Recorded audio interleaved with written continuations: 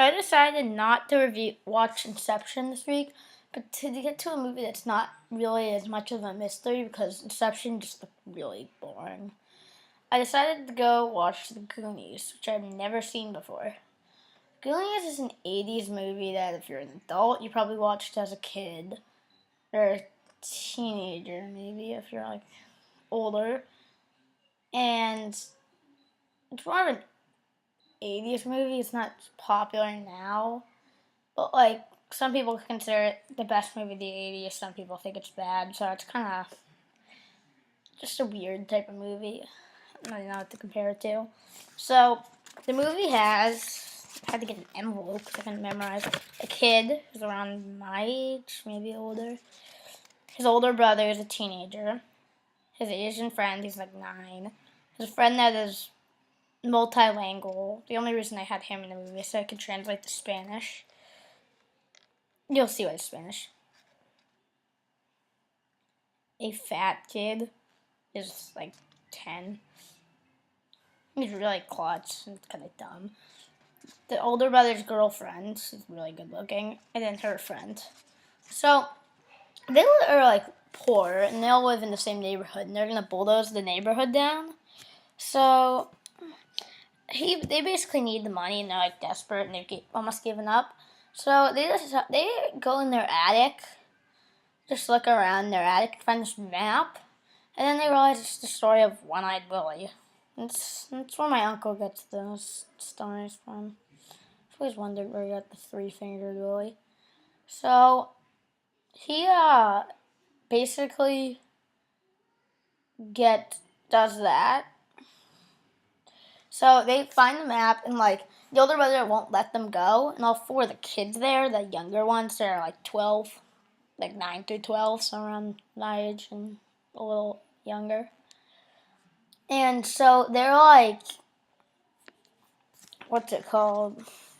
So they like, the older brother's like, was doing some exercise thing where he was sitting on like a chair and pulling this thing out, and then they all jump on him and tie him to the chair. And the mom gets home, lets him free, and makes him ride a bike, and they have to ride a little kid bike. Then he like meets up with the 2 girls, and then they go down to the place, and like there's these evil people, and then they escape down and find Three-Fingered Willie, and then it's basically the kids are like far underground, like running through, and then they like are like almost die a lot, and so then they find like this giant treasure ship, and there's a lot of humor in this movie too, but I'm not gonna go into that. They find this treasure ship, and they like go in and try to get the jewels out, but they can't.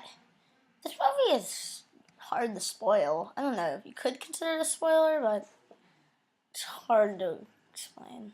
So he gets it, and so he gets all like the jewels, but the evil 3 catch up to him, and the map had a lot of Spanish. It's the only reason the other kid was in there. And also, he pretended to be the older brother so he can kiss the good-looking girl.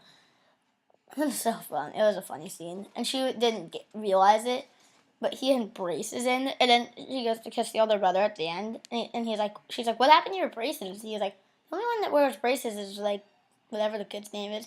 And he's like, that would help. And then they start kissing.